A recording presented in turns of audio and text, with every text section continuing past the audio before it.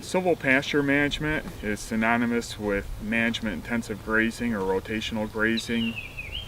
Another commonly asked question, particularly by foresters, is, well, how do you keep the livestock from compacting the soil or damaging tree roots or rubbing on trees and girdling trees, causing negative impacts to the timber resource? The animals here will be in this paddock. We have 100 cows here in about a 4-acre silvopasture area.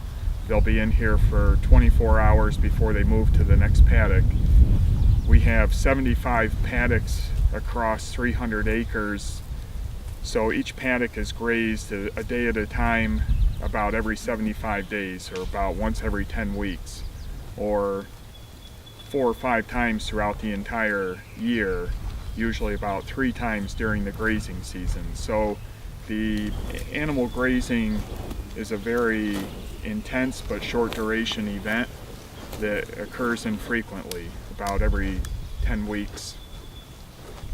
And by moving animals continuously and keeping them in a particular area for a short period of time, there's really no issue with soil compaction or animals becoming bored and beginning to show destructive behavior towards the trees. Whether it's cattle or sheep or goats or horses or pigs or whatever you're using for livestock, the idea is that they're not in there long enough to degrade your soil and degrade your forages. And these systems, which were hardwood forests converted into either an open pasture or a silvopasture, the target is actually not necessarily to maintain your grasses in the ideal condition. The target is to knock back some of these tree sprouts. And a lot of these you see the tips are browsed off. Those are actually from deer in the wintertime. Deer are what are browsing the tips. What the cattle do in this situation is in the summertime, once these sprouts foliate, the cattle will eat the leaves to defoliate them. And 2 or 3 rounds of defoliation will stop these sprouts from occurring. If these tree sprouts become small trees, they'll shade out the grasses and you won't have any desirable forages in your pasture.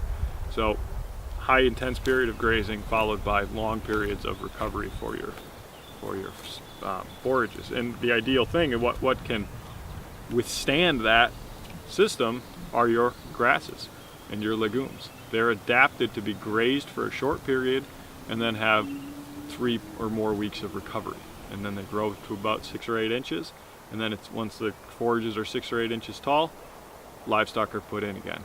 If we look at any examples in the wild, animals are always moving. They're never staying in one place for too long. And when they do, the soil tends to get beat up. The natural cover, whether it's the grass that's dead from last year or the leaves in the forest, the leaf cover, it tends to be depleted, so the ground becomes bare. And then you get problems with erosion and all sorts of things. The other factor of keeping animals in one place is manure will build up, and instead of being a fertilizer, it becomes potentially a pollution problem. So we found that every time we move, we feel like it's a little extra work, but it's so worth the effort because we're minimizing those problems and actually really fertilizing, really spreading that fertility around. And so with most cases, we start really simple. We bring our animals on, we get to know them, and we start by moving them about once a week, or when it seems like that the pasture is pretty bare. So you can see when the grass is not green anymore and it's time to move them. And the animals often will be anxious and let you know as well. So that extra time though really pays because we've really reduced our feed costs. Our ducks actually forage before they go to their food, which is really nice.